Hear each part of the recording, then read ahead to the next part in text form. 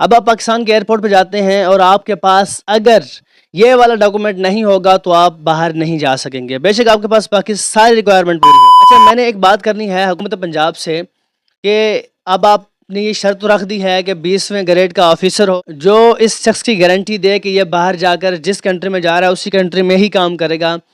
اور اگر آگے بھی جانا ہوگا تو یہ ایک ویزا لگوا کے ایک لیگل طریقے سے جائے گا۔ مجھے آپ ایک بات بتا دیں، ابھی تو یہاں پہ کوئی ایک عام خالی کسی دفتر کا باہر بیٹھا ہوا جو گارڈ ہوتا ہے وہ نہیں مان،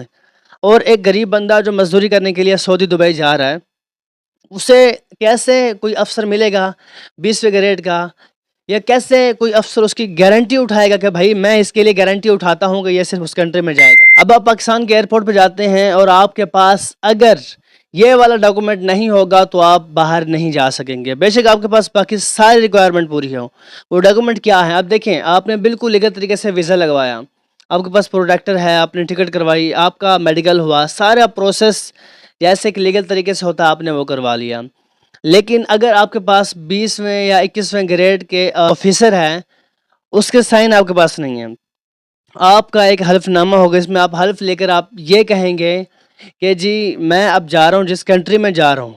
میں نے اسی کنٹری میں ہی رہ کر کام کرنا ہے۔ ہاں، بعض اوقات ہوتا کیا ہے، لوگ یہاں سے سعودی دبئی جاتے ہیں یا ترکی جاتے ہیں، وہاں سے آگے غیر قانونی طریقے سے ڈنکی لگا کر آگے چلے جاتے ہیں، تو اس سے ہوتا کیا ہے، سب سے پہلے بدنامی ہوتی ہے پاکستان کی اور جان جاتی ہے پاکستانیوں کی، تو اس چیز کو روکنے کے لیے حکومت نے یہ اقدام دیا ہے۔ اچھا، میں نے ایک بات کرنی ہے حکومت پنجاب سے کہ اب آپ نے یہ شرط رکھ دی ہے کہ 20ویں گریڈ کا آفیسر ہو جو اس شخص کی گارنٹی دے کہ یہ باہر جا کر جس کنٹری میں جا رہا ہے اسی کنٹری میں ہی کام کرے گا، اور اگر آگے بھی جانا ہوگا تو یہ ایک ویزا لگوا کے ایک لیگل طریقے سے جائے گا۔ مجھے آپ ایک بات بتا دیں، ابھی تو یہاں پہ کوئی ایک عام خالی کسی دفتر کا باہر بیٹھا ہوا جو گارڈ ہوتا ہے وہ نہیں مان، اور ایک غریب بندہ جو مزدوری کرنے کے لیے سعودی دبئی جا رہا ہے، اسے کیسے کوئی افسر ملے گا 20ویں گریڈ کا،